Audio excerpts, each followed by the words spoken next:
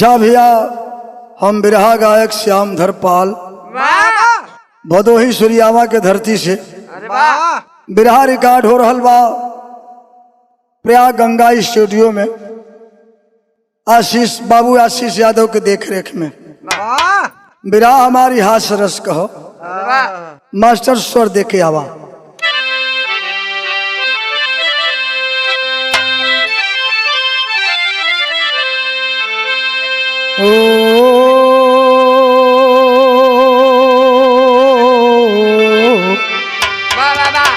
ओ मोरे रामा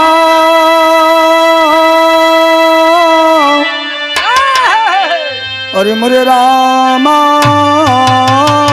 हो राम।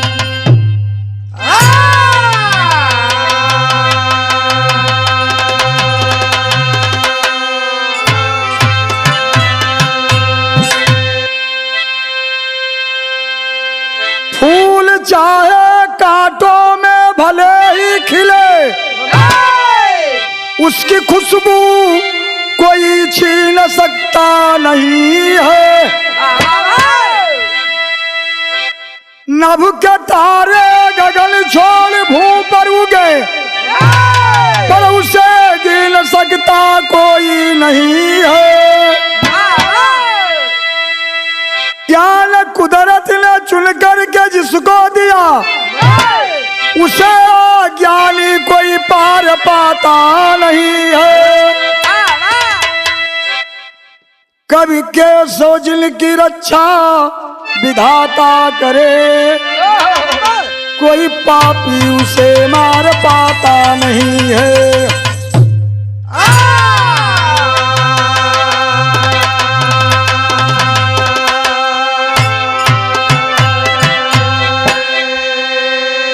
एक लाइन कव्वाल का टुकड़ा लगल रवि बाबू।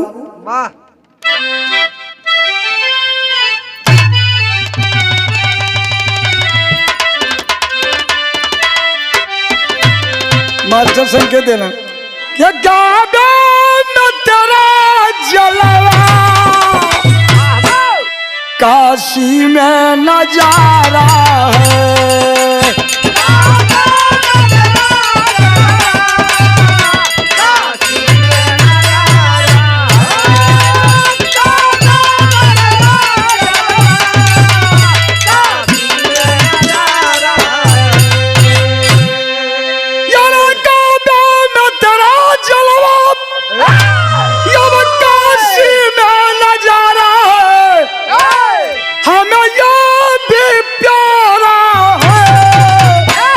हमें वो भी तो प्यारा है।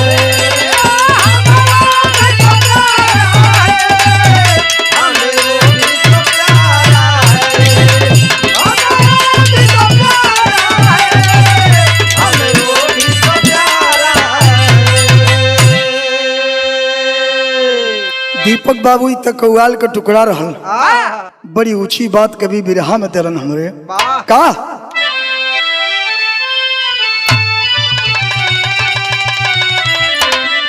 ये भोला की नगरी में बलिया की कहानी है।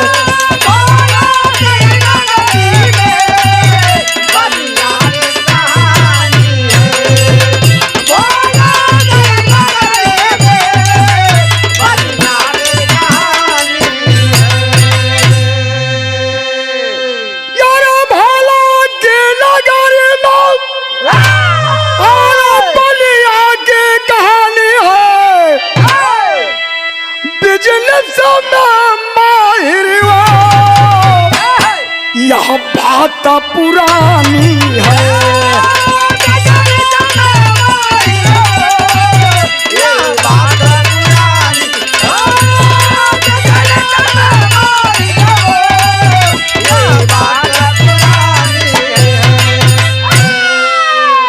प्रहलाद घाट का था बैसवारने वाला, नाव से घूम कर व्यापार वो करने वाला। कमाई इतना किया बनिया मालो माल रहा, भवन में उसके खूबसूरत एक लाल रहा। भवन पे बनिया जब के नाव लेकर आता है, हिसाब करने में ना देरी वह लगाता है।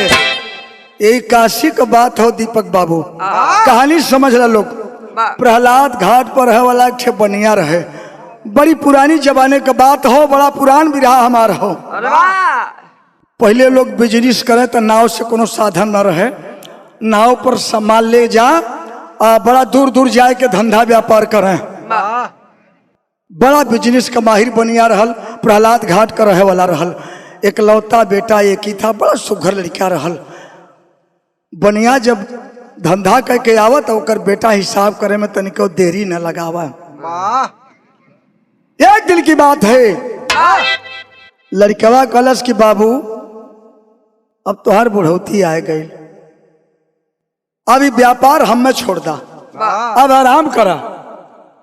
तो कहले का बा क्या आराम करो बाबा, आराम करो बाबा, थोड़ी जिंदगानी है।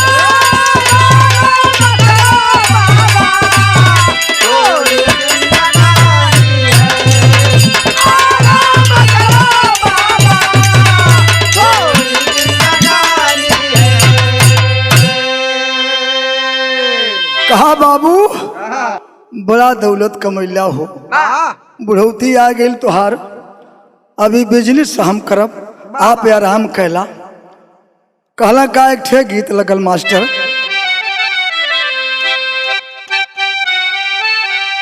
अरे कुछ ना छिपाऊंगा सब कुछ बताऊंगा, तुझको कसम से मैं अपना बनाऊंगा।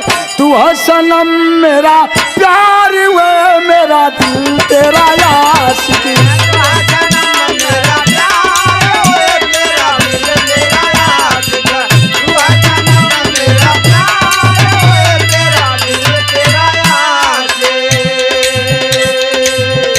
लड़कवा बाबू से कहले वही भाव में, दौलत कमाऊंगा बिगड़ी बनाऊंगा, दौलत कमाऊंगा बिगड़ी बनाऊंगा, सारे शहर में बाबा नाम बढ़ाऊंगा, छाएगी घर में बहार हो से चंदा तारा।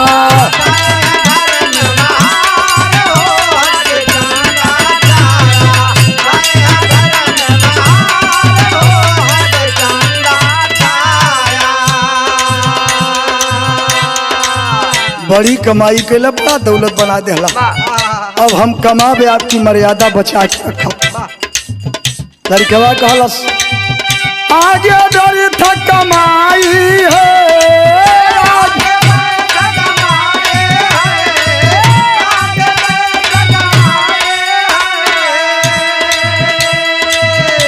ये सब कुछ आप बनाई है।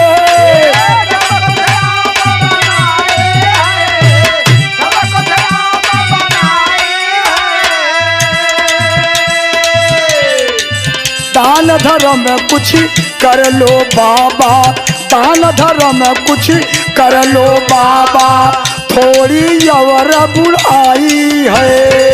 दान धर्म कुछ कर लो बाबा, थोड़ी और बुढ़ाई है। दान धर्म कुछ कर लो बाबा, थोड़ी और बुढ़ाई है। तीर्थ में जाओ बाबा दाना लुटावा बाबा, तीर्थ में जाओ बाबा दाना लुटावा बाबा, आकर के काशी में धर्म कमाओ बाबा, छाएगी घर में बहार हो हस चंदा तारा।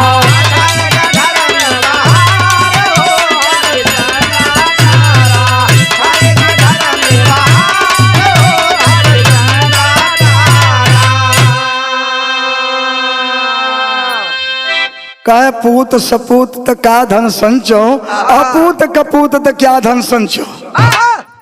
लड़का कलश की बाबू अब तक गया गजाधर कैला, कुछ दान पुण्य कैला। आई मोक्ष की नगरी काशी नगरी है, बड़े अच्छे स्थान में आपका अवतार भइल बा और बड़ी सौभाग्य आप जैसे पिता पा करके हम धन्य भये।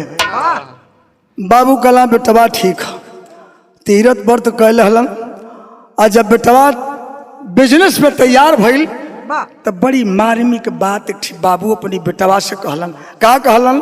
अरे मोरे राम नेवरिया जिन ले जाया पटना, अरे नेवरिया जिन ले जाया पटना, सगरव की है कमाई गंगा की लहरिया, अरे लहरिया, अरे लहरिया।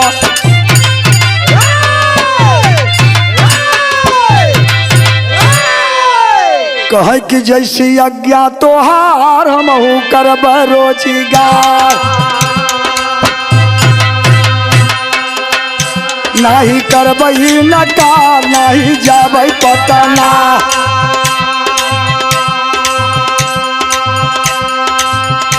ओके नाव पे सवार माझी लेके होशियार,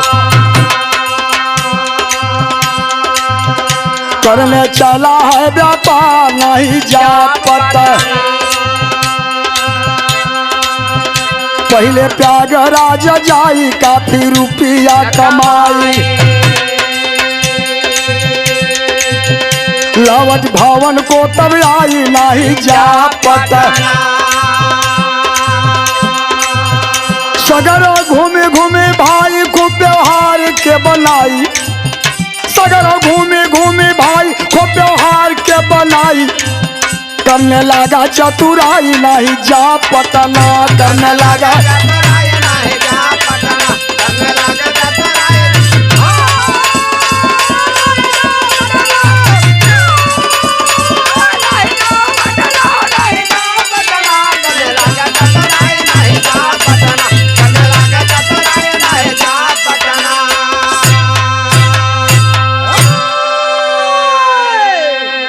अच्छा कमाई धमाई कलश।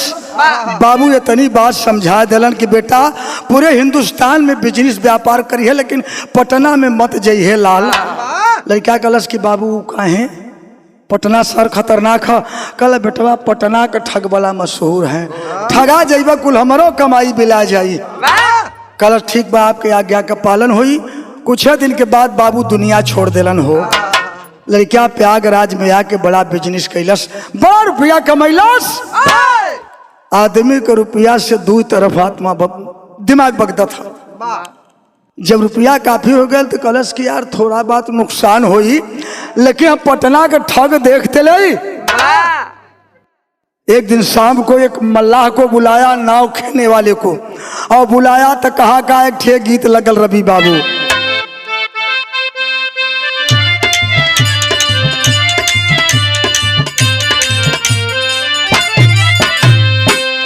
अरे सैया के साथ मड़ैया में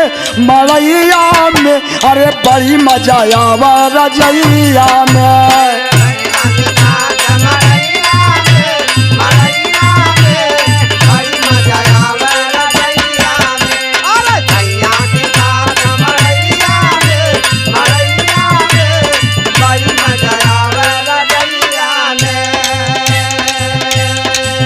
दीपक बाबू इतना गीत रहल लेकिन बिरहा में कभी लिखलन पनिया सोचा था माझी के साथ लहरिया में अरे का हो ये पटना सहरिया में।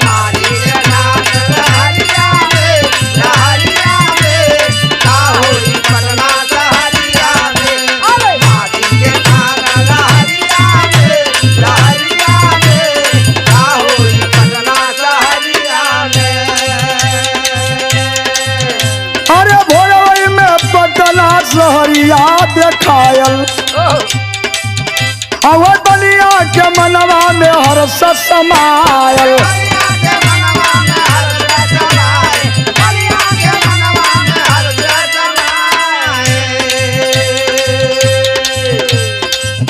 अरे नैया पहुँच गई गंगा किनारे, अरे बगले में धोबी ये कपड़ा पछारे।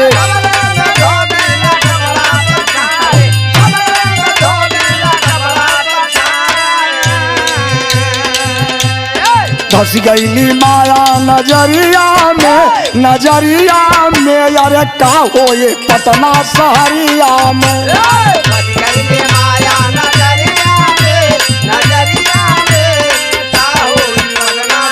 अरे जियो लाल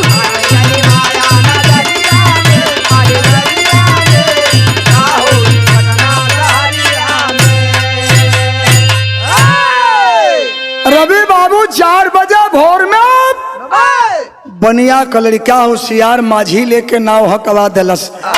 पूरा दिन पूरी रात बिहान सवेरे झलफलोत पटना में पहुंच गया और गंगा के किनारे नाव लगा दिलस। सोना चांदी हीरा मोती कुल नाव में लदल बा। नैया वहां खड़ी कैलस, जाके दोनों किनारे पर बैठ गईलन बनिया का लड़का और मल्लाह। और बगल में एक धोबी कपड़ा धोवत रहे। और जब कपड़ा धोवत रहे तो एक बगलिया और घटना घटल। का घटल बाबू? अरे बगल में बकुली भाई खड़ी मुड़ी आई, अरे पनिया में मछली पर ध्यान लगाई।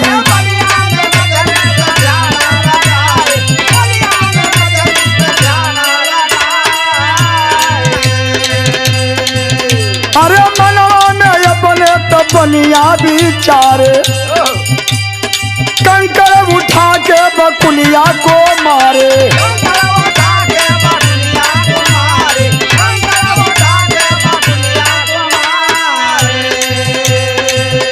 अरे जाके लगल बा शरीरिया में अरे मर गईली काची उमरिया में शरीरिया में अरे मर गईली।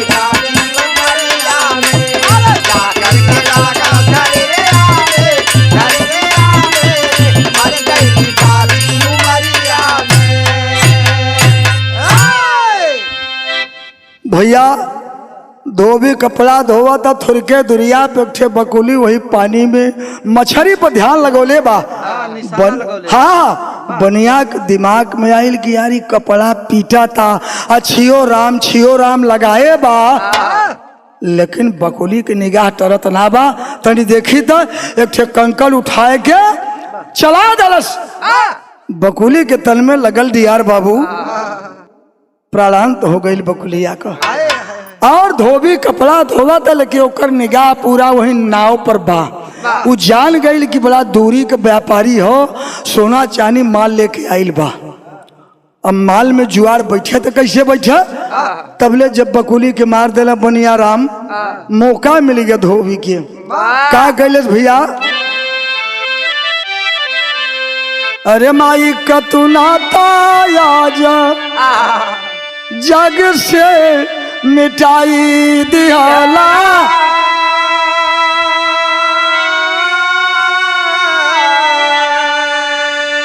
के करा के कहबे हम अरे अपनी मायारिया।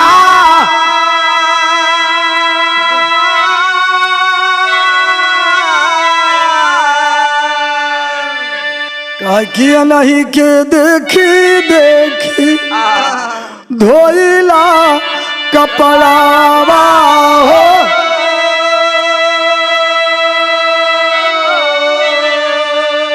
ये नहीं तराख मोरी रात भर बखरिया।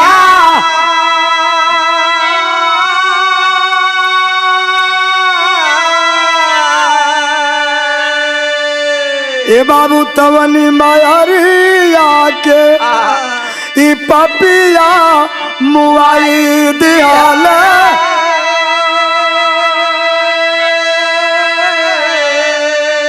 अरे घाटा बजूटी गईली कई उठी गुजारी।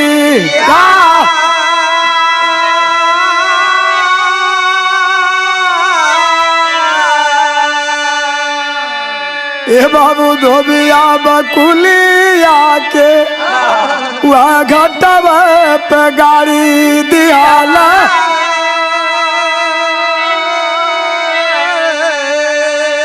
अरे असुआ से भरी गईली दुनहु ना जा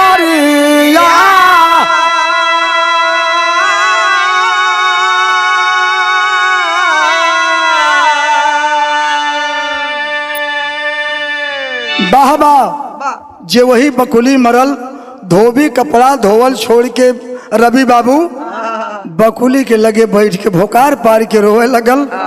कहलस कि आज ये हमारे माई के मुआ दलस। अगल बगल मेहरारू कपड़ा धोवत रही, स्नान करते ही सब इकट्ठा हो गई। कितना पापी तू हुए भैया, एकरी माई के मुआ दल रोवा था। कहलस कि हम माई हमार कपड़ा हम धोई बगल में खड़ी रहे, रात भर बखरी हमार रखा, ये माई के देख के हम कपड़ा धोत रही, हमरे माई के मुआ दलस। अब हम कौने माई के माई कहब हो। बनिया कलश के भैया अब तक गलती हो गई, हाथ से छूटा ढेला ढेला और जुबान से छूटी बाड़ी वापस नहीं आती है। जौन कुछ कह तो के दे दई। धनिया धोबी का कहले बा, धोबी बोला हमें चाहिए अरे आधा धनिया खा।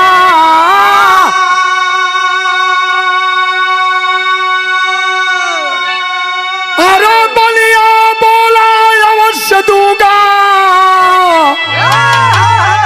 चलिए राजा पास।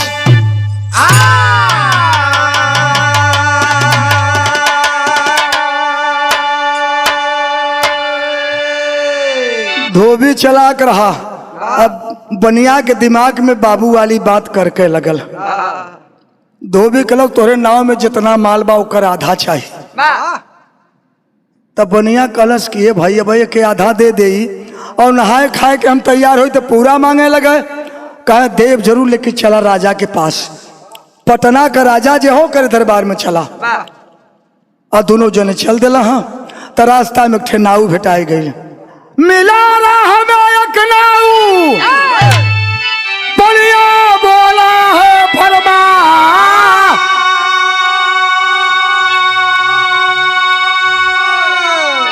और खुश कर देना हमको देके,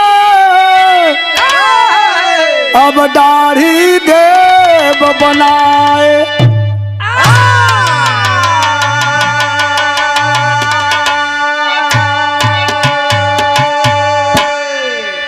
श्रोता सज्जनों, हमारे बात पर आप लोग गौर करेंगे। भैया बाबू लोग नाऊ पेटी लेके टहरत रहा। धोबिया से कहले कि कार्य का बात भाई आदमी के हो। कह भैया ये हमारे माई के मुआ दे हैं, इनके नाव में के आधा धन हम लेवे चलते राजा के यहाँ। तो नाऊ अपन बुद्धि लगाए दे। कहे कि भैया दूर दराज से आयल हो, दूर से आया हुआ आगंतुक मेहमान के रूप में होता है, तो राजा के दरबार में जाते हो तो तई दाढ़ी बनवाला। तो बनिया कलश की सरकार ठीक है बना दे, कई पैसा हुई। कह नाऊ को जात कौन पैसा का बात बा, खुश कह दिया हम कलश ठीक बा। और जब दाढ़ी बना दिलस नाऊ तई निकाल के 4 आना देव लगल। तब नाऊ कहले बा का कहले ठीक लगे मास्टर।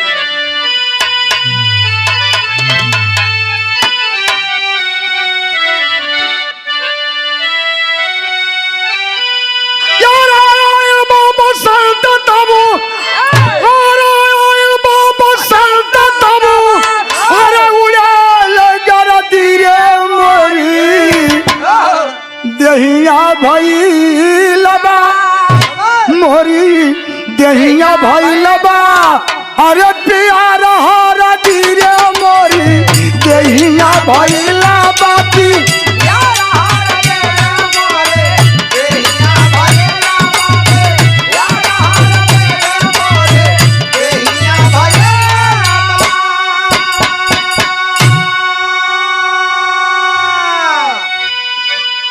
कहलस नौआ सुना भैया ये 4 आना से काम न बनी आशीष बाबू। तो बनिया कहलस तब तो नाऊ बता यार खुश करो भैया दई के, और खुश करो भैया दई के, और सोना चालिया हो बाजू कांगना गढ़ाई है, बाजू कांगना गढ़ाई है, मारा धानिया हो बाजू कांगना गढ़ाई।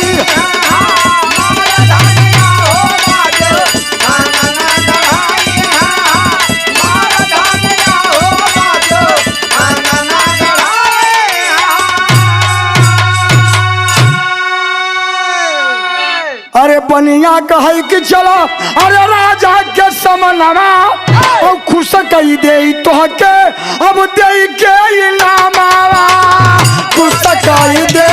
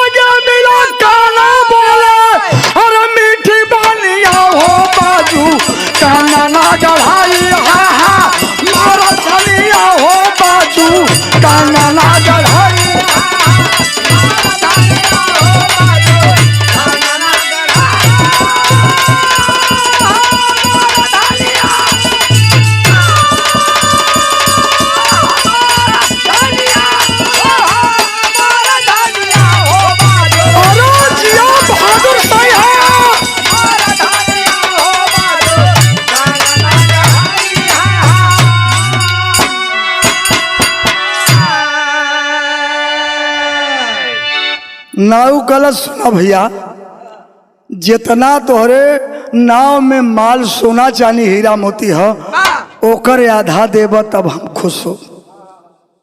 बनिया कलश के रे यार अब तो धोबी भेटान रहा तब ले नाव भेटाई गया तो कब भैया चल तू राजा के दरबार में खुश कह दे वही फरी आए और कुछ दूर गई ना भैया जे वही मनसैता नदी क्रॉस के ना आशीष बाबू के दरबार में आवा बदे और तबले का ना भेटाई गया।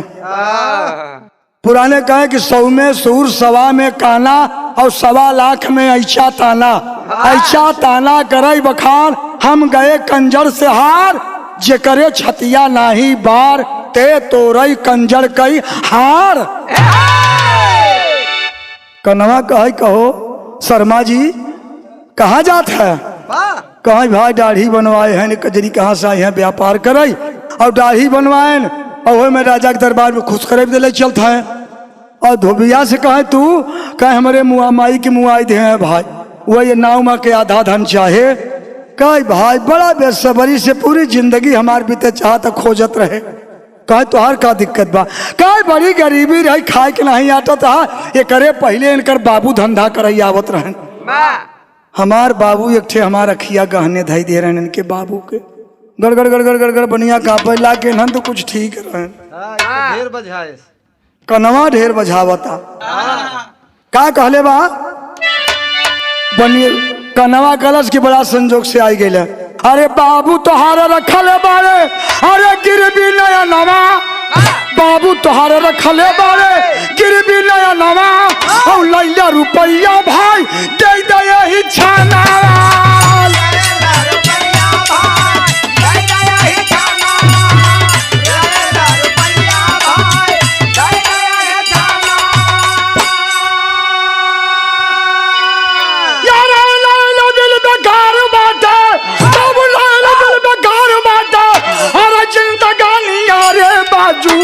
कांगना गढ़ाई हाँ हाँ मारो धनिया हो बाजू कांगना गढ़ाई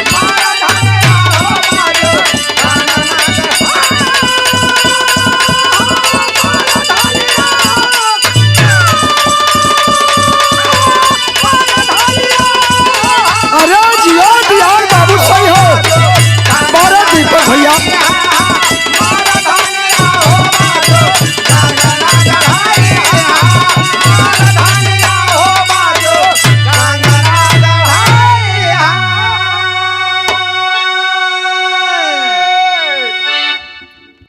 कह भैया 500 रुपया पर हमार बाबू एक ठे हमार अखिया गहने तोहरे बाबू के दे दे रहे ये 500 रुपया लेके भैया हमारा अखिया दे दे हमार तो फैसला हो जाए। बुनिया कहे क्या बताई मात पिता और गुरु जी का बानी और अशुभ कर कहे तो शुभ कर मानी बाप का बात नहीं माना फंस गए कह चलो भाई तू हूँ दरबार में तोहरा वहीं फरिया जाए पहुंच गए दरबार लगावा राजा साहब बैठे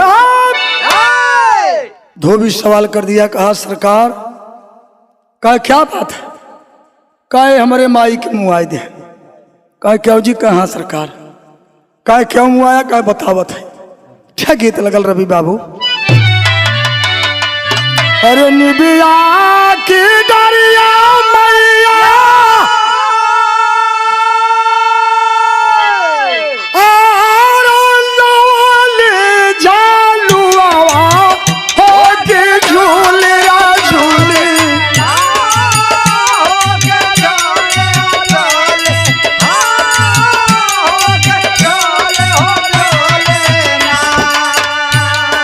मैया मोरी गाँव निगतिया होगी झूली रे झूलीला।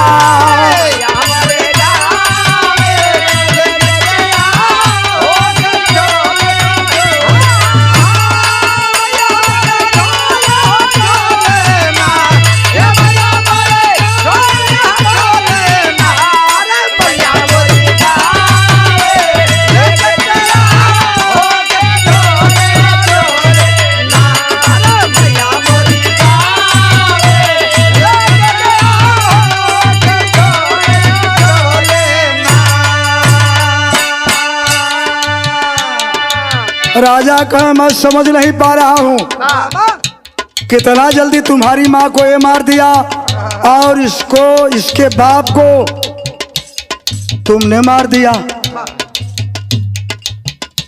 बनिया का सरकार हम साफ साफ बतावत है, ये ना बताई पही का बतौलस के मरले के बाद भैली चिरैया हो मयरिया ये न करना।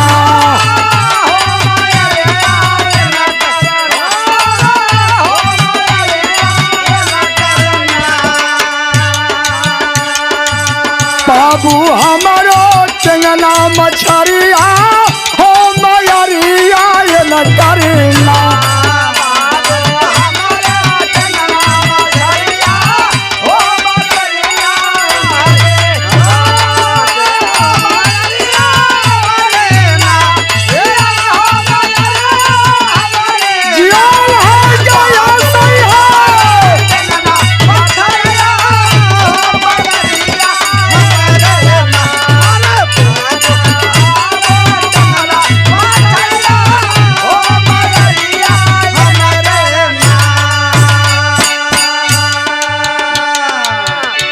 राजा कहें क्यों भरे ठा, कहे हाँ सरकार हमार माई मरल तब बकुली चिरई भय, जब कपड़ा धोवे जाई तो हमार माई घाटे पर खड़ी रहे, ओके देख के हम कपड़ा धोई, रात भर माई हमार बखरी रखे तो उन्हें हमारे माई के मुँह दिलस। कहे सरकार, राजा कहे क्या रे पनिया, कहा सरकारी सच्चाई हो, लेकिन हमार बाबू मरे तब टेंगना मछरी भय, इनकर माई घर बखरी राखत रही और हमार बाबू का करता है। अरे गंगा बीच चली जाबा लाई के नवरिया हो मयरिया ये न करना।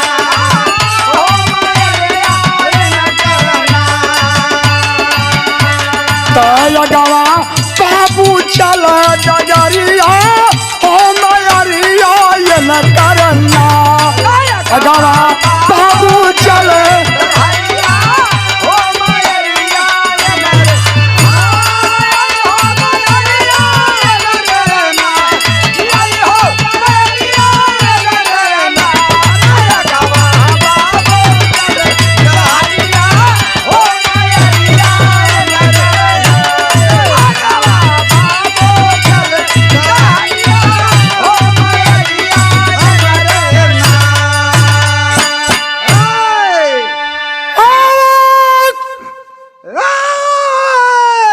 राजा आवाक हो गए। अरे यार एकर माई बकुली चिरई भय, बखरी राखे, घाट पर जाए और एकर बाबू टेंगना मछरी भय। कहा करे बेटा तोर बाबू जब टेंगना मछरी भय, कहे हम नाव लेके चली धारा में, तो आगे आगे हमार बाबू रास्ता दिखावत रहे। तब तोहरे माई के कैसे न के माई के तू मरला, अरे तोहरे बाबू के कैसे मरलन बतावा था। गीत लग गई। अरे चलते मुसाफिर हाँ अरे चलते मुसाफिर के मोहिलियो रे बिजड़े वाली मुनिया।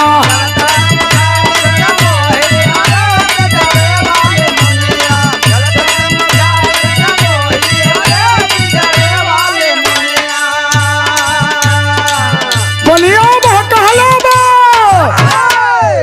अरे बाबू के हमारे लील गई हो कर माई बकुली।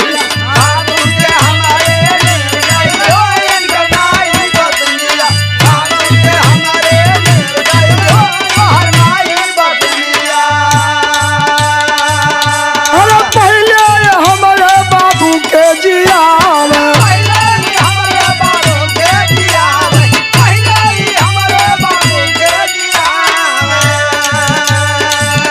इनके माई के हम जियाई गई हो कर माई बकुलिया।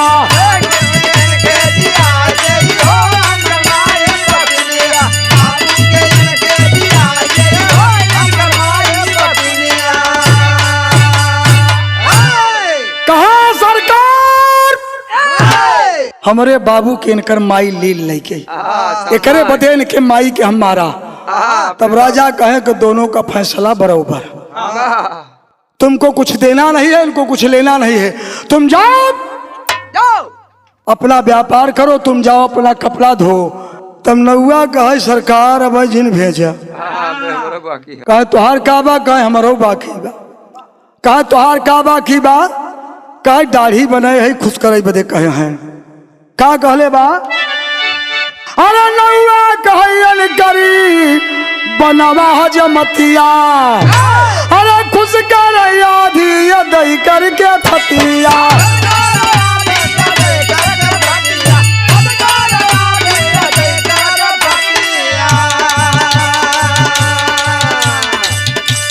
क्या बनिया राजा कला बनिया से क्या बेटा ये सही बात हो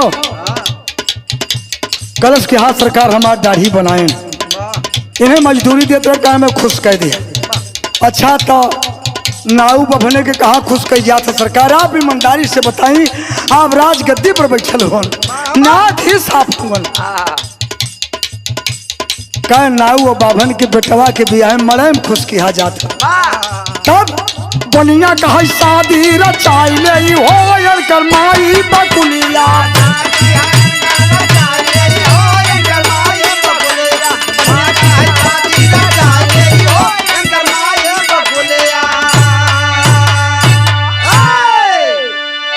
बनियावा कहे देखा इन्हें खुश जरूर कह देव हम लेकिन बेटवा के बियाह करब तब नाऊ के कहे जा कनवा सोचा था कि ये पचे तो लड़बक कर है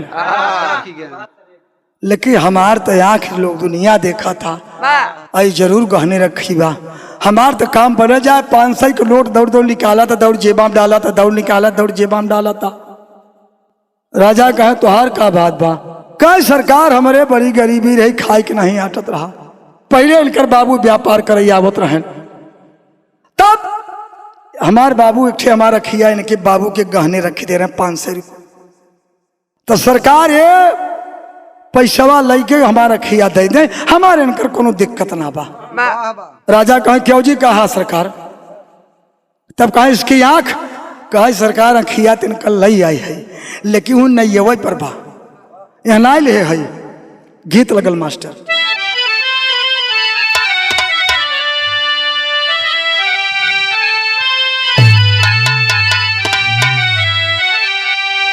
अरे ललकी महालिया का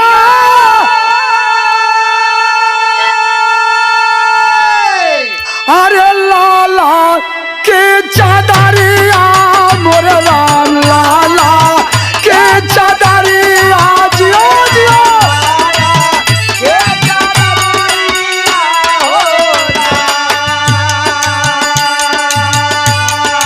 हे रामा लाला की चादरिया ये बाबू लाला की चादरिया जनवा मार लो राम ये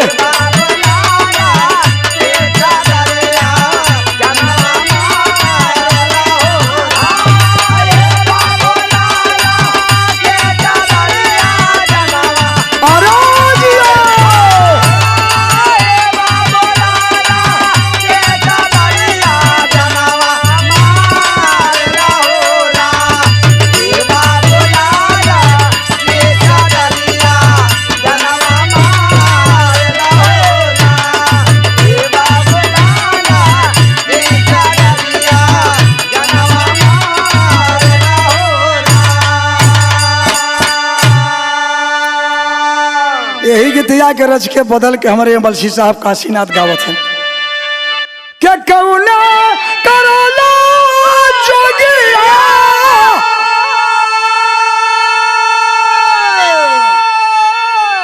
अरे जोगा हमारा मौला मोरे राम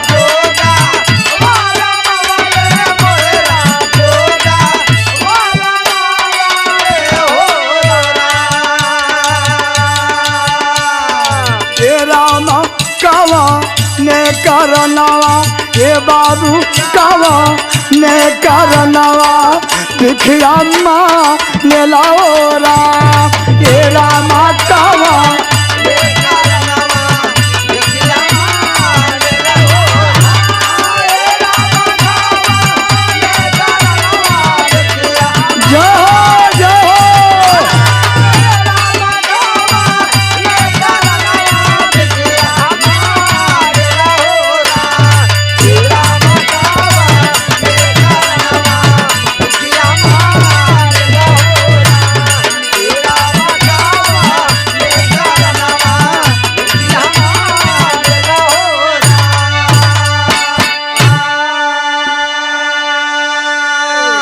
गीत हो लेकिन भाव कभी लिखला बढ़िया सोचता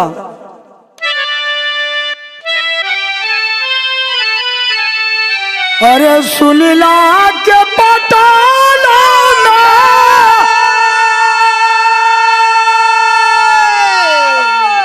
अरे होले ठागा हरिया बोरे राम होले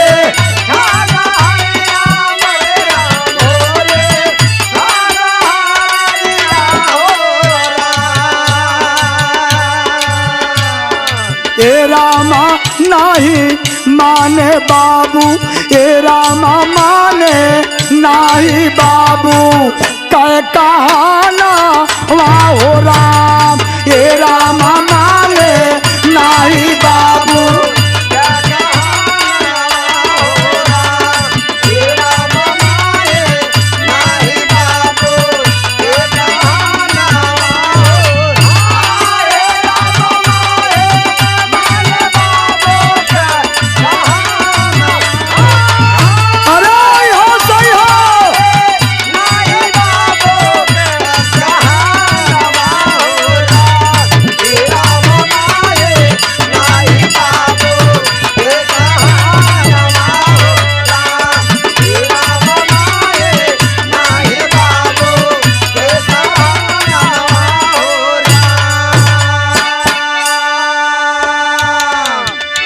अरे सोचता कि जाला लेके हाथवा में झोलावा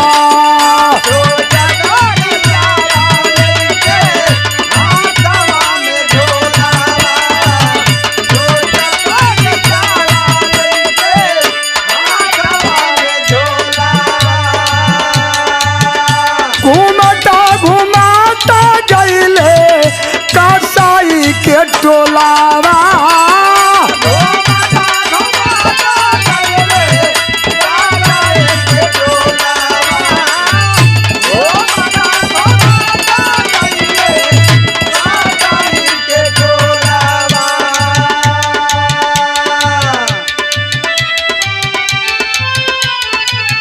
अरे बनैबू दवैया दैदा अरे पासू का नजरिया मोरे राम पासू का नजरिया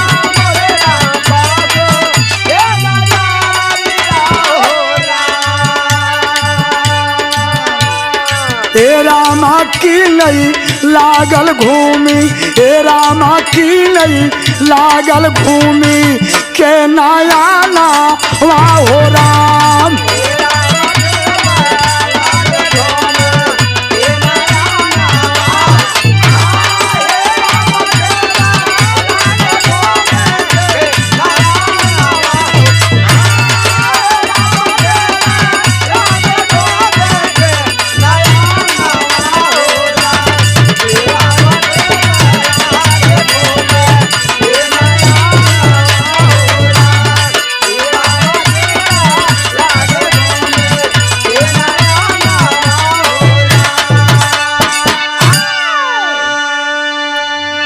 बतौले के बिरहा के शीर्षक हो बनिया का बुद्धि और पटना का ठाग।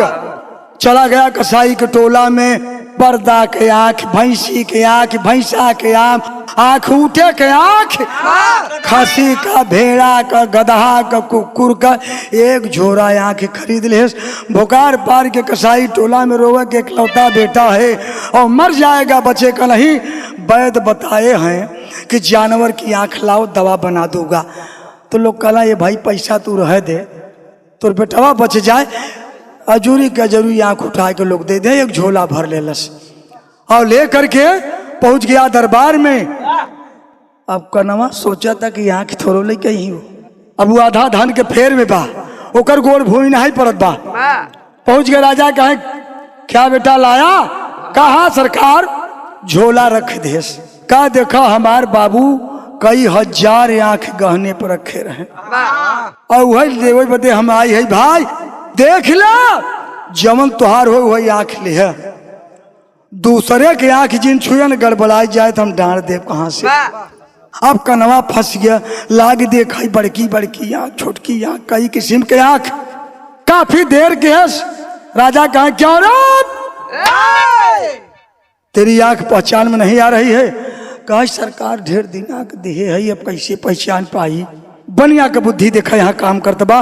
बनिया का सरकार अगर ये आपके आदेश हो तो हम 2 मिनट में फरियाई दे, इनका आंख निकाल दे। का कहलस? अरे बनिया कहे कि राजा माना हमारी बतिया, अरे 2 मिनट में बाबू देव फरिया।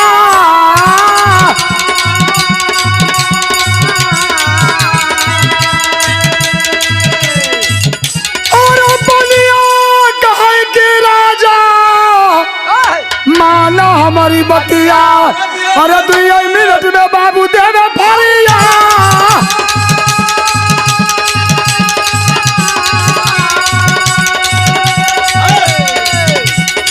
तुरंत में हम सब तेरा चुईया मंगाई बा।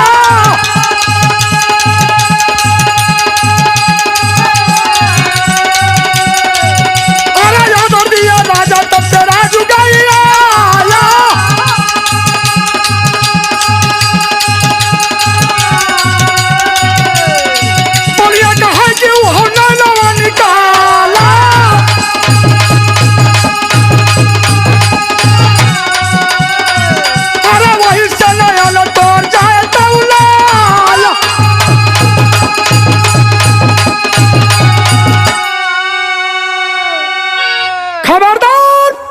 कहा सरकार अच्छा तेराजू मंगवा लेता। ऑर्डर दे राजा आशीष बाबू तेराजू लेकर के आया और बनिया कहा 2 मिनट में। काना भाई वो अपन कई अखियाँ निकाल के तरजुया पर रखा और तौल दे जो आँखी बरोबर हो जाए वो तोहार होए। कनवा गड़गड़ गड़गड़ पहला कहा जवन बाबू हो जा जा। कहा कि अरे जानता जवन आँख ताला से बराबर हो जाई।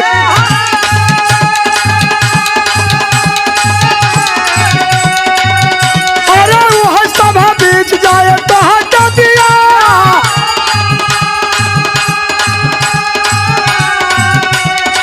तो बने में काला भैया राजा का पायरिया।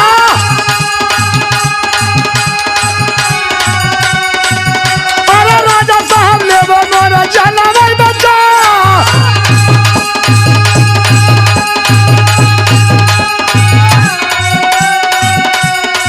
हम कहना चाहे का झोली का नया नावा।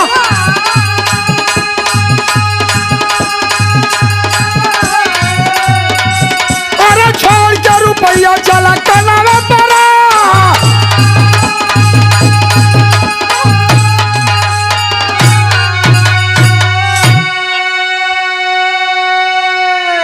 कहा सरकार आंख तौल में जोन बरोबर हो जाए वही इनकर आंख ही हो। कनवा राजा के पैर पे गिर गया। कहा सरकार हमार जिंदगी आपके हाथ है बा। 500 रुपया फेंक के भगा कनवा जौनी की रास्ता पाए। बनिया 500 रुपया लेस माझी से कहा भाई चल। बाबू मना कहे रहे। अब जिंदगी में गंगा जी के किनारे बनिया का लड़का आया खैर अपनी दौलत तो बचाया, काशी के विद्वानों का परिचय वहां दिया, ज्ञान का परिचय दिया, बुद्धि का अपने प्रयोग किया। माई गंगा किनारे कान धे के उठल बैठल, माई गंगा पार कर दा, अब जिंदगी में जियत रह तो पटना ना आई। तब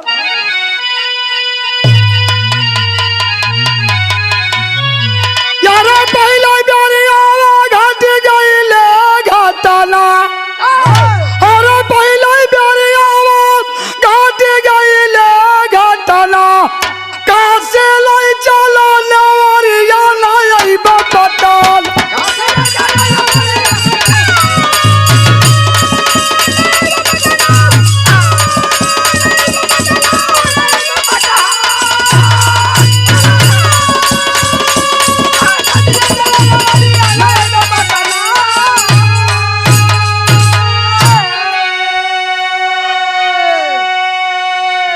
यह हमारे गाना के आखिरी शीर्षक हल बाबू। कहा ले चलो पुनः दोबारा पटना नहीं आना है। गुरु घिनहु गुरु केशव का था, किशोरी की सुझा का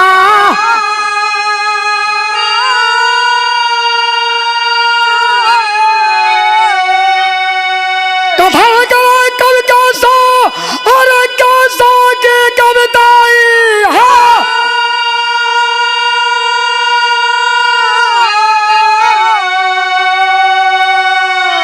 ए बाबू नेवरिया ले जाया पटना, तो गाँव चौधरी नहीं नहीं ले दरिया, नेवरिया ले जाया पटना।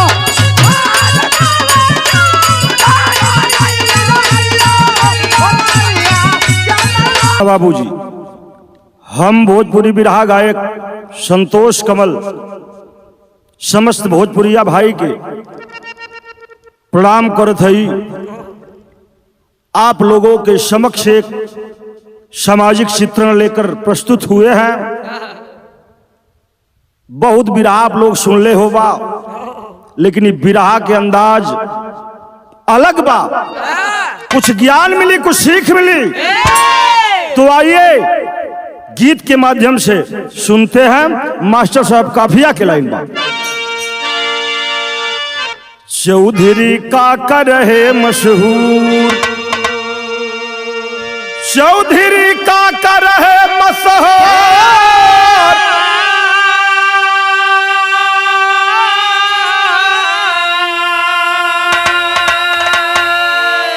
करते न्याय सदा भरपूर,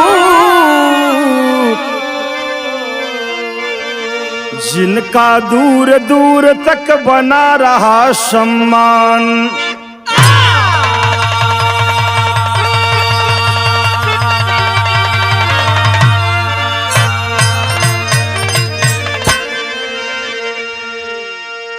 ए भैया, एक गांव में एक चौधरी रहे जेकर नाम राम लखन यादव। बड़े न्यायिक चौधरी थे, बहुत विद्वान चौधरी थे, जिनके न्याय की चर्चा दूर दूर तक बनी थी। खाली बिरादरी के पंचायत न तोड़े हो, अदर बिरादरी में जाकर के वह न्याय किया करते थे। बिरहा में एक लाइन गीत बा।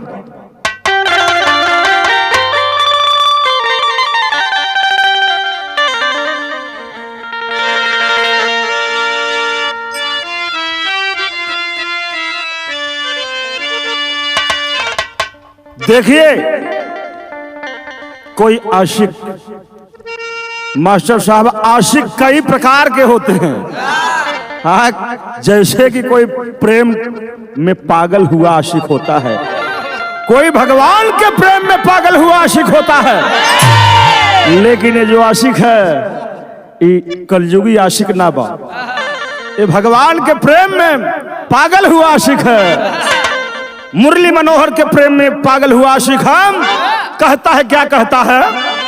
तेरी गलियों का हूँ आशिकी, अरे तेरी गलियों का हूँ आशिकी, तू एक नगीना है।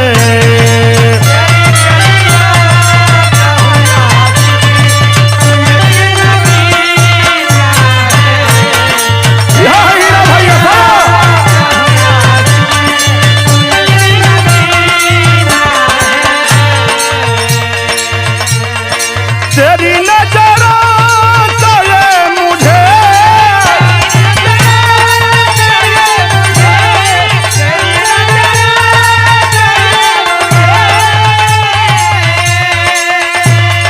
तेरी नजरों का ये मुझे ये जाम पीना है।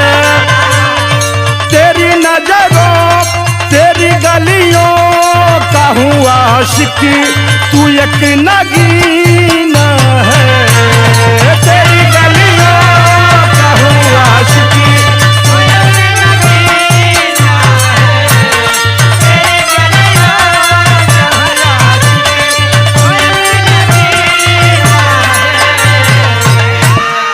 ए भैया ये तो तर्ज के लाइन बा, लेकिन हमारे परम पूजनीय कवि गुरुशरण यादव जी की कलम रचना कर रही है कि चौधरी का न्याय कैसा था।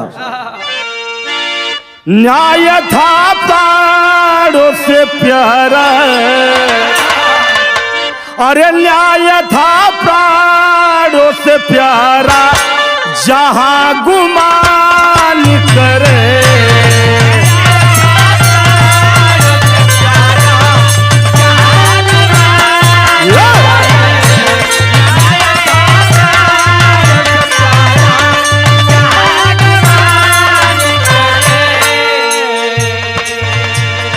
धरा की बात क्या करूं,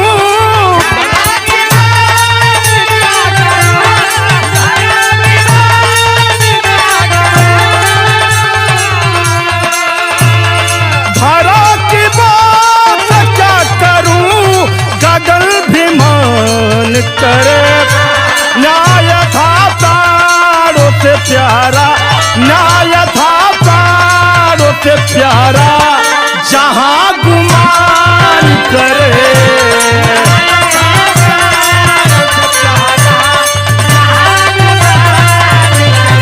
भैया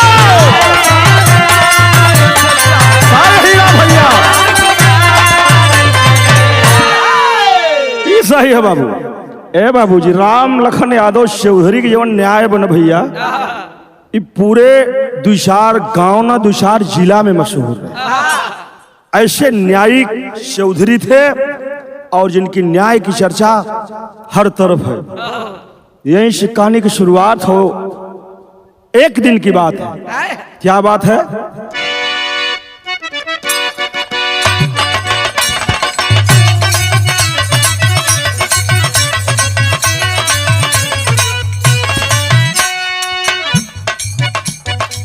जहां में कोई भी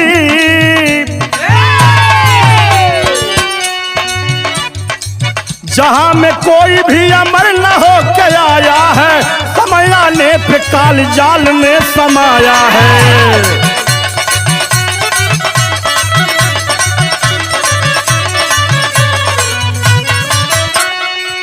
चौधरी साहब के हृदय में यह आभास हुआ, जाने का समय आ गया है, समय खास हुआ।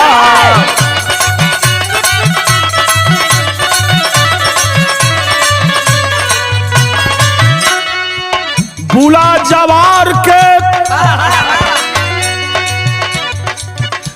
जवार के चौधरी साहब बोले, जाने का समय आ गया है, राज दिल खोले।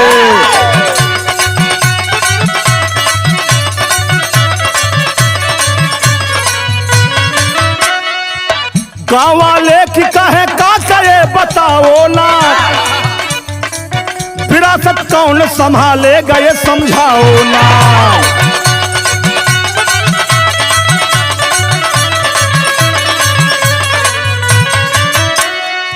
फैसला मेरे घर का, फैसला मेरे घर का जो भी आ निपटाएगा, फैसला मेरे घर का जो भी आ निपटाएगा, मेरे बाद वही चौधरी कहाएगा।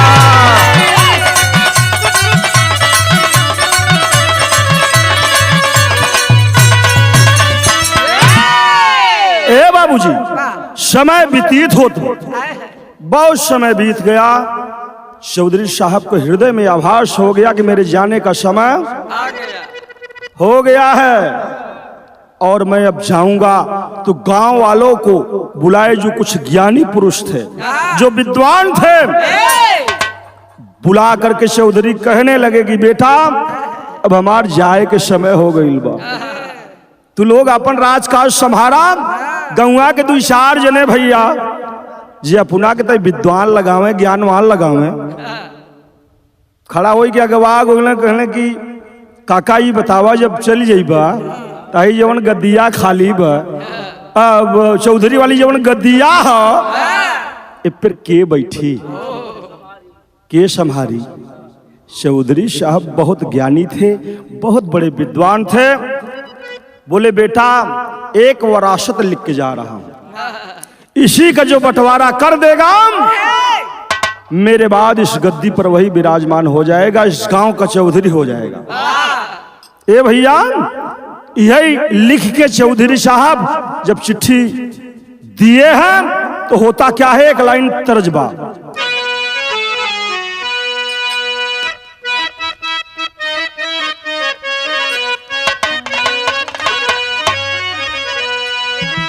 देखा मास्टर साहब की गीतिया दादा राम कैलाश बड़ा मछली के गाँव में, यह निर्गुणी भाव की गीत है। आज के गीत में पहले गीत बहुत जमी आसमान के अंतर बा। पहले के पुरनिया गाँव कैसे गाँव हम बतावत है। लागल बजारिया, अरे लागल बजारिया, गम पूरा हो हीरा रतन बिचार, लागल बजारिया,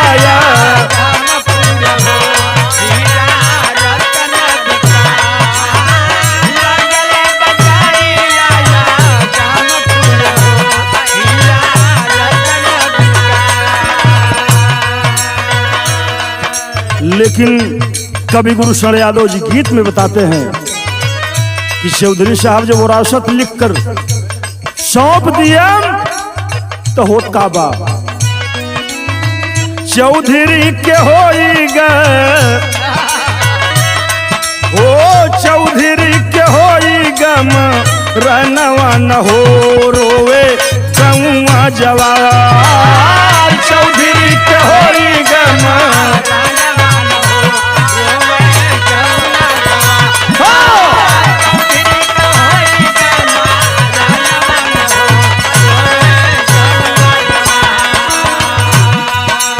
चौधरी साहब के चोला बदली हो गई मास्टर साहब,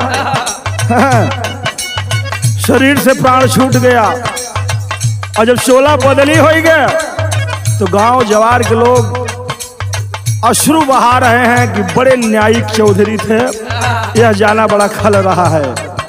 होत का बा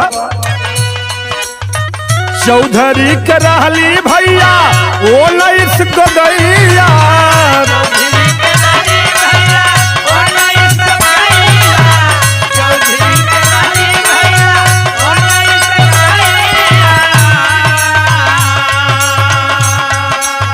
चौधरी वरासत के कैले बचैया,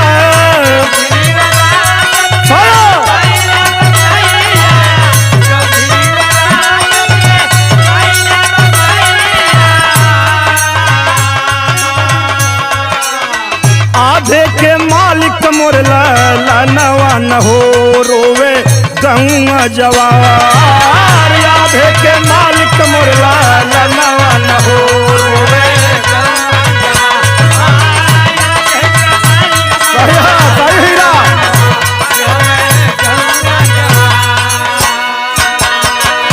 मास्टर साहब मनोरंजन के साथे साथे गुड़ा गणित आजकल के जो लड़का पढ़त हैं, बीए में करत हैं, अगर सवाल दे देबा ना दिमाग चक्कर काटे लगे। होत का बा चौधरी साहब विरासत में लिखे हैं जो मेरे घर का बंटवारा करेगा वही मेरे बाद इस गद्दी पर बैठेगा। अब बंटवारा कैसे करते हैं चौधरी साहब के 19 गाय, 19 गाय में यह लिख रहे हैं कि इसका आधे का जो मालिक होगा मेरा बेटा होगा। 9 दूनी 18, 9.5 दूनी 19, रुपया हो तो काट के बाटा, धन दौलत हो तो काट के बाटा, गैया थोड़े काट के बटवे। 9 दूनी 18, 9.5 दूनी जितेंद्र 19। पहले ही दिमाग राम लखन यादव चौधरी लगाइए, जो बंटवारा करेगा मेरे बाद वही इस गद्दी पर बैठेगा। और सुनिए और क्या लिखते हैं, चौथा भाग बेटी पावे मनवा के आस हो।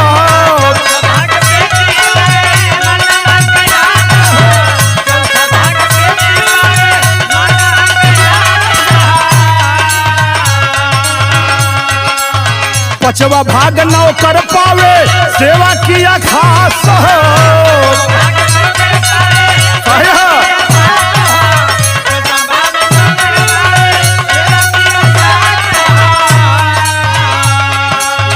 यही बात सबसे मोर मंगनवन हो, यही बात सबसे मोर मंगनवन हो। रोवे गौआ जवार, यही बात सबसे मोर मंगनवन हो।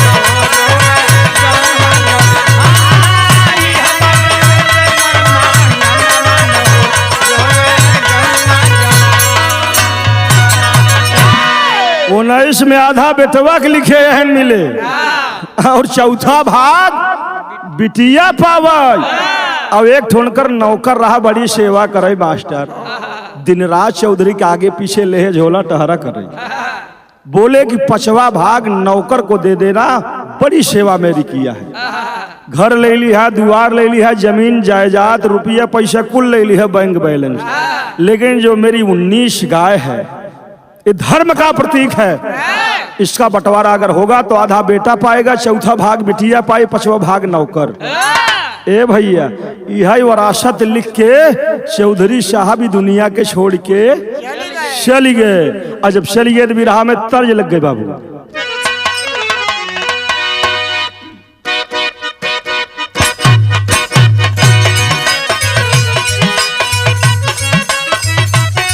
हाय हाय हाय,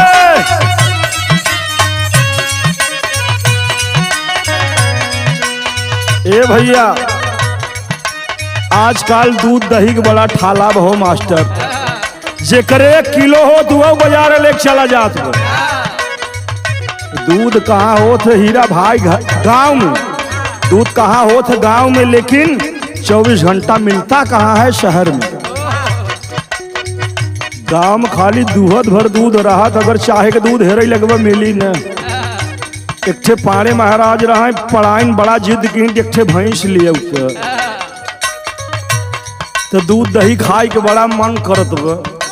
पाड़े पतिया मान के भैंस ले आए, लेकिन दूध दुई के जब बैठाई रहे जोरन नाई गए।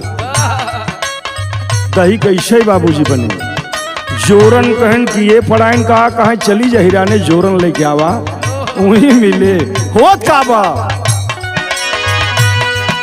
मटकी लेके घूमे पढ़ाई,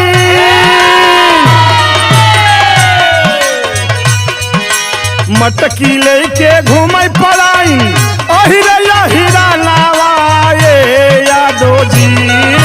मटकी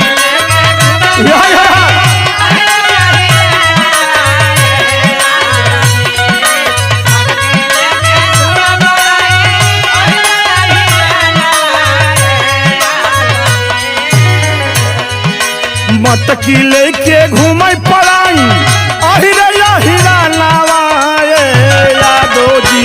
अरे हो ये यादो जी, तनिका डाली द जोरनवा, ए यादो जी, तनिका डाली द जोरनवा।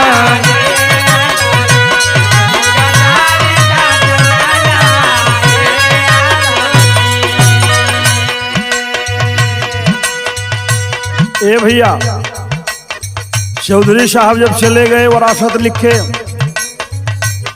तो देखिए जब चर्चा पूरे जवार में फैली है तो लोग करते क्या है, कितनों जन चौधरी बनाई के,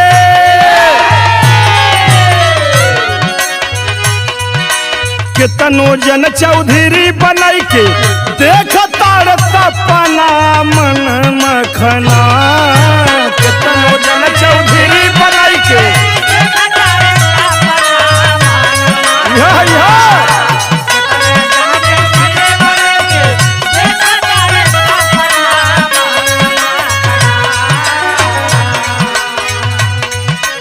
कितनो जन चौधरी बनई के देखता सपना मन मखना, अरे हो मन मखना, मन में साजे कोर कल्पना मन मखना।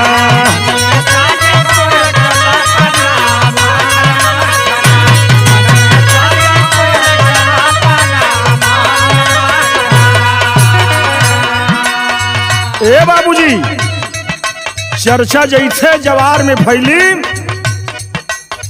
जो तनिका बाबूजी अपना ज्ञान विद्वान लगावे न हो मास्टर भैया, बाह बटोरे लगे कि कुर्सिया पे वहीं बैठक। देखी कवन सवाल चौधरी छोड़े हैं। चौधरी के द्वारे आके बहिया फुलाई,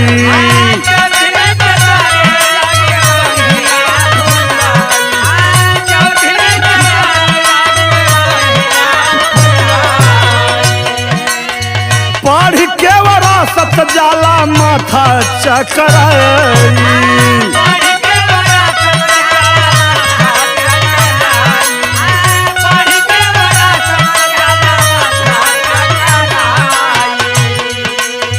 कवन पहेली कवन पहेली बुझाई गई लखना मन मखना।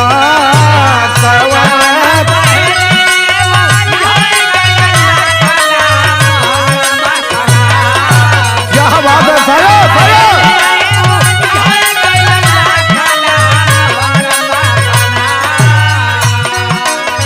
कवन पहेली है बुझाई गई लखना मन मखना, अरे हो मन मखना, मन में साजे कोर कल्पना मन मखना।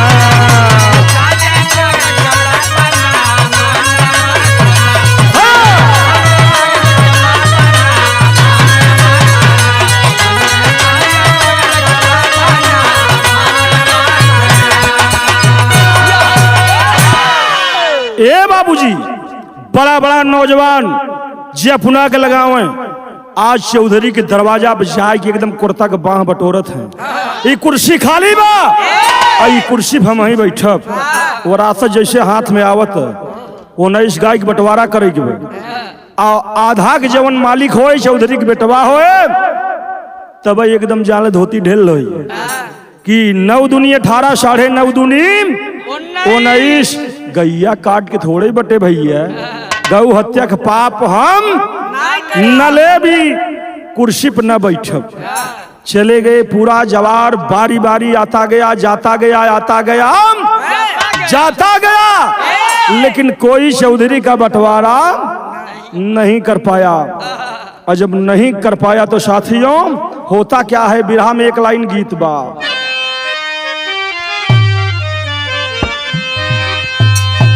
देखा पहले के जमाना के चित्रहार, अब आज के जमाना के चित्रहार बाम हमार पियावा दुलारे। गुजरेली नजरी जब तक गुजरिया धड़के लागल जोरे से, सरवाई कैसन हार्ट बीट हो हीरा, जवन लड़की देखे एकदम धड़के लगत बा।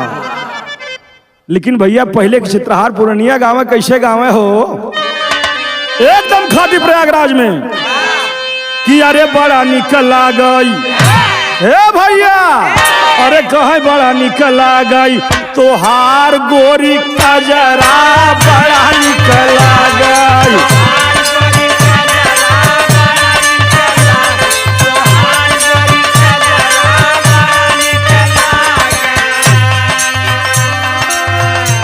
लेकिन ये भैया बिरहा में बड़ी सुंदर लाइन कवि गुरुशरण यादव जी लिखते हैं, पूरा जवार फेल हुई है, चौधरी के बंटवारा नाय क्यों सज्जन हमारे मास्टर की नाय रहा बताई दे।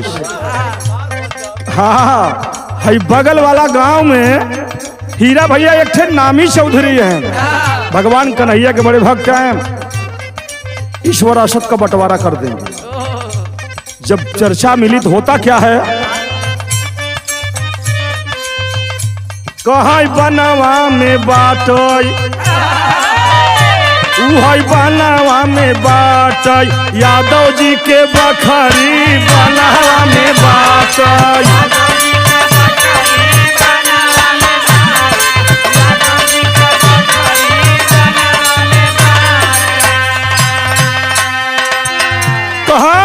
प्यारे मोहन उनकर नाव एक बियाबान जंगल में वहां अपना कुटी बनाकर रहते हैं।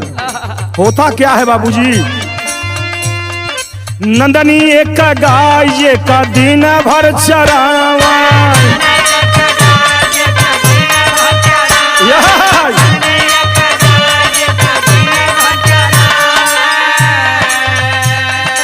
कुंवर कन्हैया के अलग जगावा,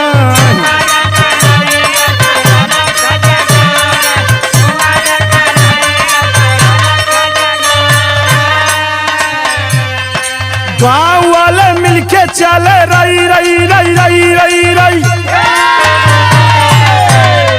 गाँव वाले मिलके चले बनावा के डगरी बनावा में बाटो यादव जी के बखरी बनावा में बाटो।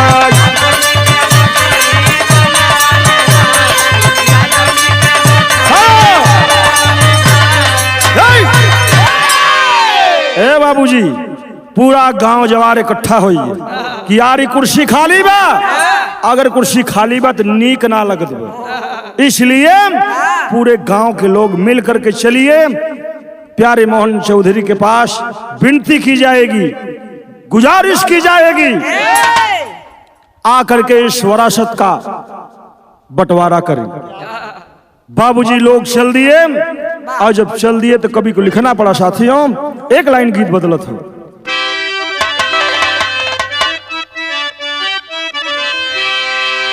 देखा कौन दुल्हन अपने दुल्हा के बड़कई बतियात कि हमार दुल्हा एकदम हीरो नियर लागत है। ए हीरा, पहले जब पढ़त रहा होगा ना तो पहले रुमलिया इसे मोड़ के इसे कलरवा का लगाई ले, सही है ना, हमारे सब जमाना की बात है। एकरे बाद आएगी ना जब हटा न थे हथवा में बांधे वाला है, सबके गीत में दुल्हनिया अपने पति की बड़ाई बतात बा, का बतलात बा, अरे कहीं हुई है सड़क पे, अरे कहीं हुई है सड़क पे, अरे लखता हुई है कहीं हुई है सड़क पे,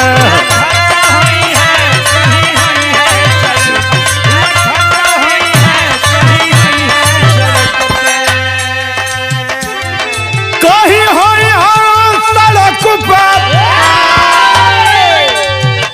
कहीं हुई है सड़क पे लखता हुई है, गले डाल के रुमलिया,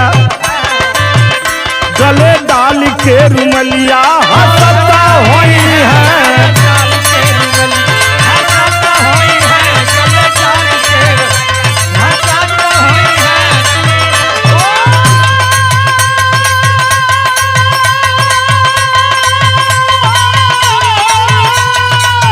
क्या बात है साया।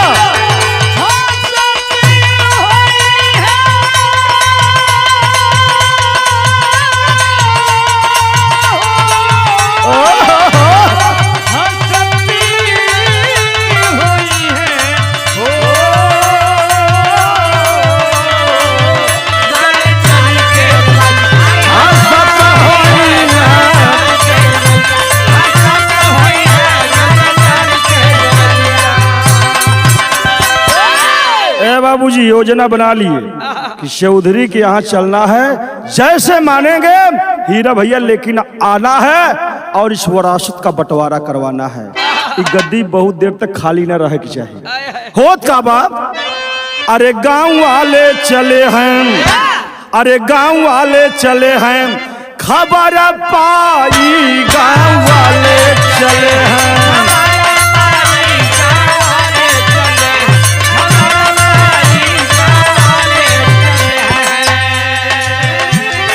चौधरी के द्वारे पहुंचे जाई,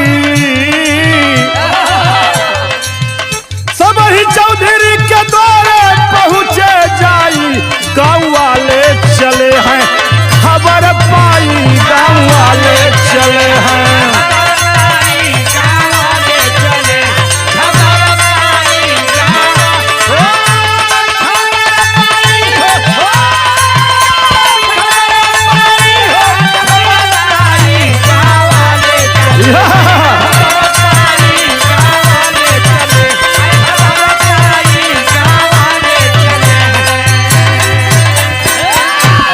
गांव वाले पहुंच गए, कहन चौधरी राम राम, कहन पंचौ राम राम। बैठा, कैसे आगमन भ? कहन बहुत आश लेके आई यही और विश्वास हो कि आपके दरवाजा से खाली हम सब जाब न। तो होत का कैसे आना हुआ? अरे पूछ लगे यादव जी बतिया बतावा, ओ कवना बा भेद भाई सही समझावा।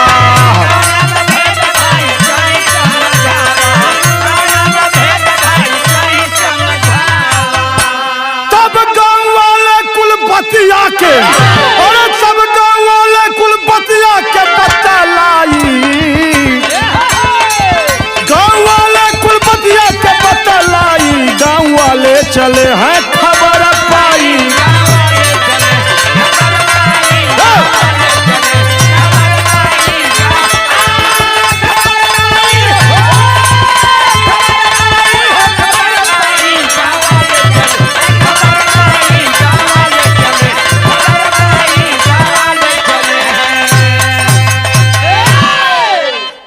दाना पानी भ मास्टर, अब एकरे बाद कैसे आगमन भ? वह चिट्ठी थमाई दे देखा ही है, पूरा गांव मेरा फेल हो गया, इस विरासत का बंटवारा नहीं हो पाया। जब चिट्ठी लिए हाथ में, प्यारे मोहन चौधरी भगवान कन्हैया के परम भक्त हैं, नंदनी नामक एक गाय है जिसकी दिन रात सेवा करते हैं। विराह शैली में कहना पड़ा,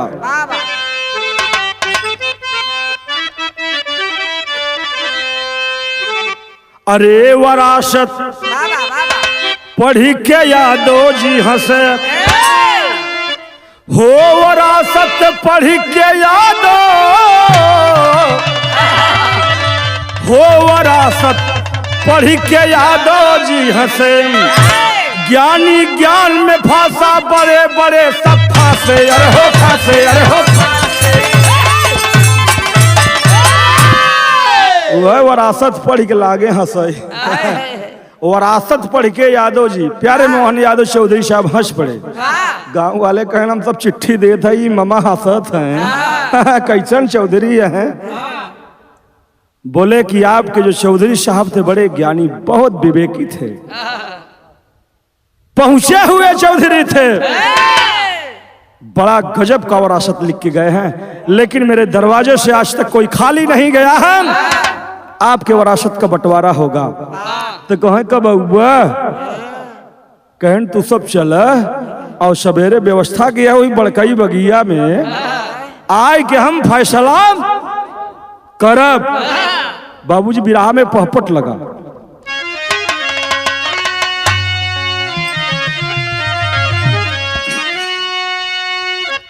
देख फैसला आए सब नर नारी, भारी भीड़ भइल। अरे देख फैसला आए सब नर नारी, भारी भीड़ भइल। अब बगिया में सब बैठे गांव जवारी, भारी भीड़ भइल।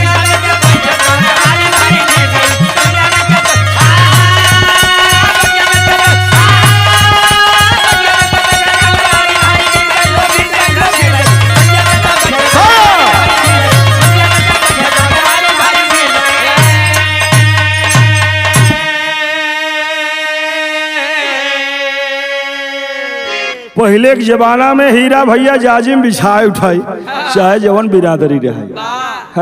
खास करके हमारे बैकवर्ड में वो बिरादरी की जब चौधरीयाना चलत रहे, जाजिम बिछाई दें, सब जूता चप्पल निकाल के एक तरफ चौधरी बैठे, सामने सब लोग बैठ जाते थे। चौधरी वाली कुर्सी खाली है, जाजिम बिछा है और सब लोग बैठे हैं। और प्यारे मोहन यादव जो चौधरी हैं अपनी नंदनी गाय से इतना प्रेम करते थे, उस गाय को लिए कहूँ छोड़े न जहाँ जाए उसके साथे लेके जाए। तो गैया लेके चलन हाँ, और लेके बगिया में जब पहुँचलन कहे पंचौ राम राम।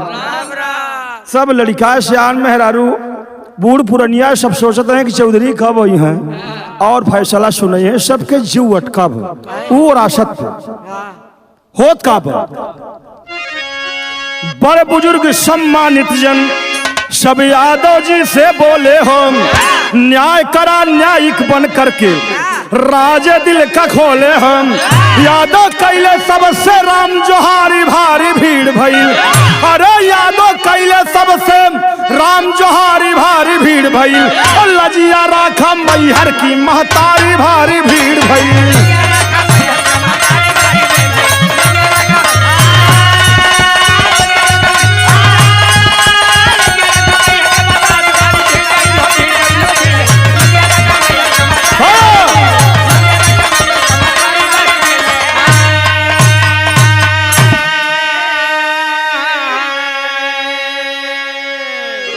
सब जने कहन कि देर जिन करा दाना पानी करा और कई के तुरंत फैसला करा। जीव शरवाट का बाज 1 महीना से के फैसला नहीं कर पावत। ए बाबूजी हाथ जोड़कर बाबूजी आज मां शारदा को याद करते हैं चौधरी साहब कि माई इज्जत तोहरे हाथे बा तो वहीं बचाऊ। होत का बाम आला में कभी ने भाव दिया।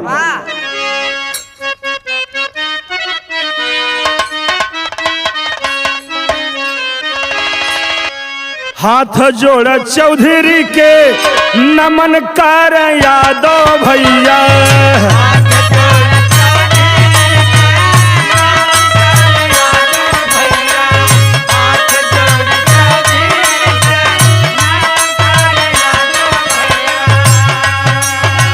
चौधरी तोहार रहलन बड़ा विद्वान।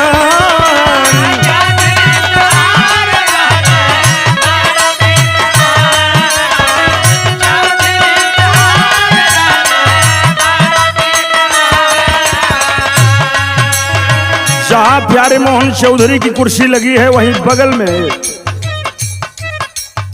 एक मेज रख के एक तख्त रख के चौधरी की फोटो लगाकर माल्यार्पण किया गया है। लोग सच्ची श्रद्धांजलि अर्पित कर रहे हैं। राम लखन यादव चौधरी के सामने हाथ जोड़कर प्यारे मोहन खड़े हैं कि चौधरी जो थे बहुत बड़े विद्वान थे। और सुनिए मैं फैसला करने जा रहा हूं आशीर्वाद लेके। आधा हिस्सा दाता गाय दहल बेटवा के भैया।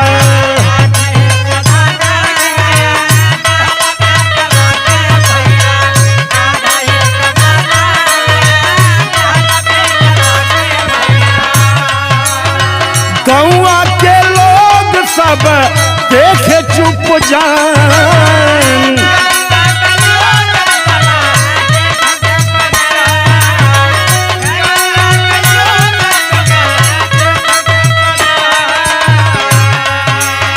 चौथा हिस्सा 5 गाई बिटिया के देहले बाबू।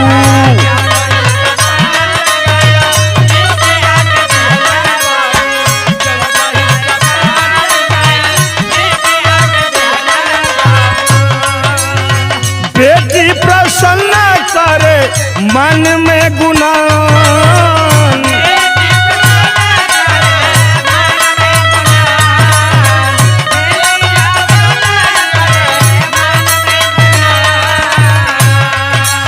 नौकर के 5वां हिस्सा 4 देश गैया भैया।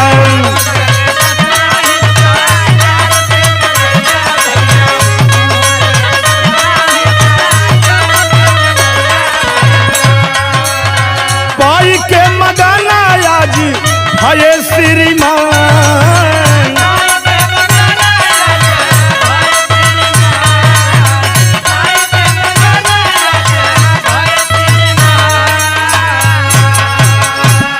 अरे भैले खुशहाली सब खुशियां मनावई। कहे भैले खुशहाली सब खुशियां मनावई। अरे चौधरी के आज कुल बचाई हसान बोला।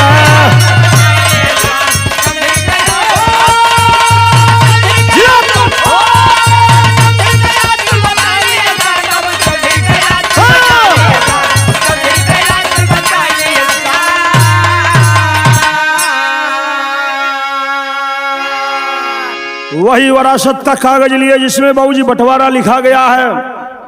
लोग कह रहे हैं कि 19 गाय है, 19 गाय का आधा करना है। तो मान लूंगा ये गणित का भी सूत्र है। गौर करने की बात है।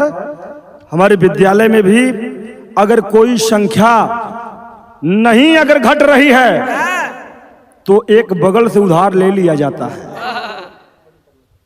बाबूजी आज नंदनी नामक गाय को अपने साथ लिए हैं कि 9 दूनी 18, 9.5 दूनी 19 होत है। ये हमारे नंदनी की मिले 20 हो गया। अब 20 के आधा 10 कहें बेटवा के दे देते, 10 मिल गया। चौथा भाग बिटिया के 5 चौक 20, 5 गाय बिटिया के दे देहन। और 5वां भाग ना होकर के 4 पचे 10, 5, 15, 4 19, 10 बेटवा के देहन, 5 बिटिया के देहन, 4 नौकर के देहन, 19 हो गया। एक जो दिए थे वो बच गई। जो एक मिलाए थे हीरा वो गाय शेष बच गई। और जब बच गई तो बाबूजी फैसला कर दिए। लोग माला से एकदम चौधरी के लाद दे, एकदम जय जयकार लगा बाबूजी कि बारे प्यारे मोहन यादव, आपका न्याय हमारे चौधरी जैसा है। आज बाबूजी उस कुर्सी पर विराजमान हुए जो कुर्सी खाली थी, और विराजमान होकर उस कुर्सी की शोभा बढ़ाए।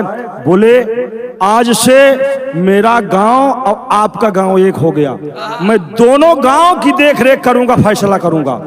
और बाबूजी चलते हैं, किस भाव में चलते? अंतिम भाव खड़ी की।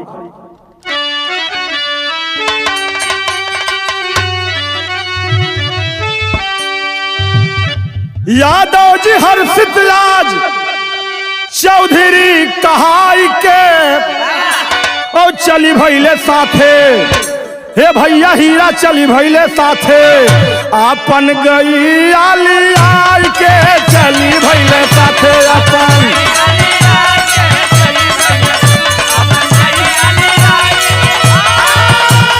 बाबा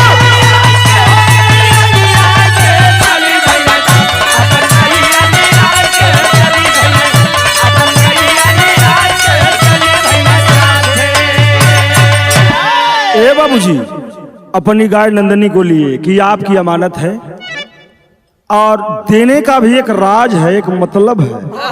वो अपनी गाय क्यों दिए? कभी लिखते हैं, चेतावनी देते हैं, समाज को चेताने जगाने का काम करते हैं कि मालिक होना कैसा चाहिए। कि राजा नेता हो खेल चाहे चौधरी जवार के, नामा वो कमाया जो किया है परोपकार के।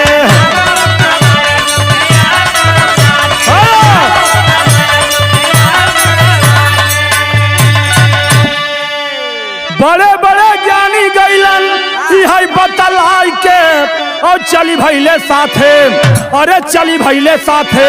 अपन गई आली आई के चली भैले साथे।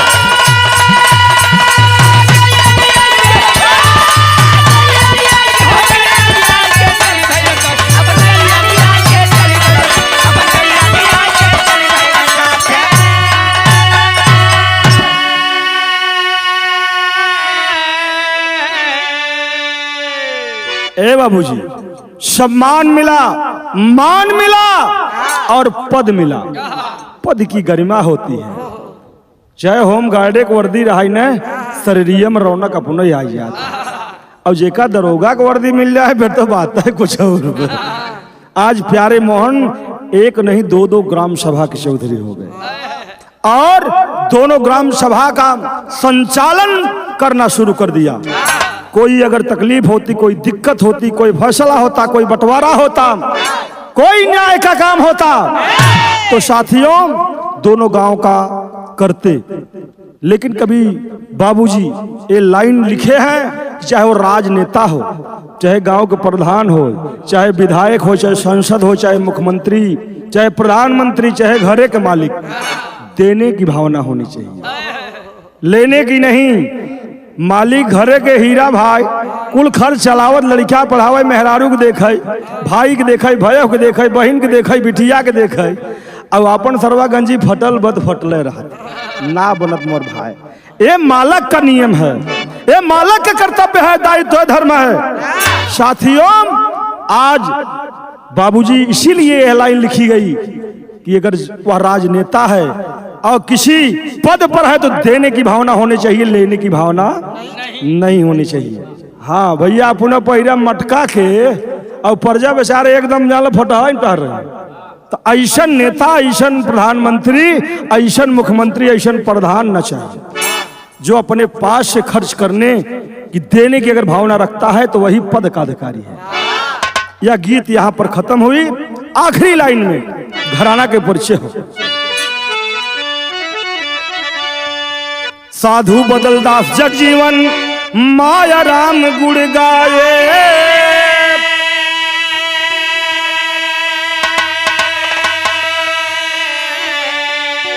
सूरज पाल गुरु जगन्नाथ सतगुरु के शीश झुकाए।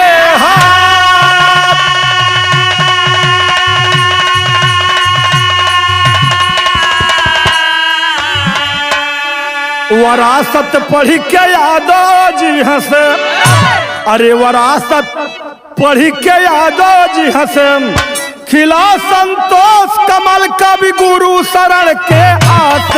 वरासत पढ़ के यादव जी हंस,